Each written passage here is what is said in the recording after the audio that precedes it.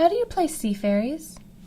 First of all, said Lucia, the sea fairies are mermaids who live in a palace under the sea, the most beautiful palace in the world. It's made of pearl and coral and pink seashells. And glass, added Adele, and diamonds. There's a danger, too. Zog is a hideous monster. He keeps trying to destroy the sea fairies.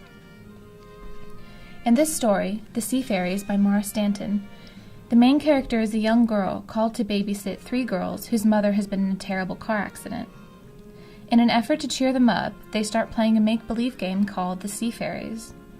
Partway through the game, she gets a call and learns that their mother has died, but isn't allowed to tell the girls yet.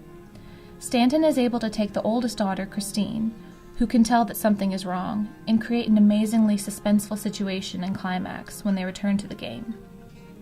She portrays Christine's own helplessness through her dark imagination in the game. The goldfish is too tired to swim back, Christine said in a hopeless voice. He'll never make it. But then the babysitter saves them in this imagination world. But here come the swordfish, she said. They'll cut us to pieces. Again, the babysitter talks her way out. But the whales are afraid of Zog, Christine said. He blows darts into their sides and puts them to sleep. The sitter saves them again. Zog has brought a cup of poison to the queen. Christine covered her face with her hands. She doesn't know it's poison. She's going to drink it, and there's nothing we can do. Nothing. She continues. Zog is coming toward her, whispered Christine. He's going to wrap her in his cloak and take her away forever. Only seconds later, Christine learns that in real life, her mother has died. In my first story, I wrote a climax that was only apparent to the reader, while the main character remained ignorant.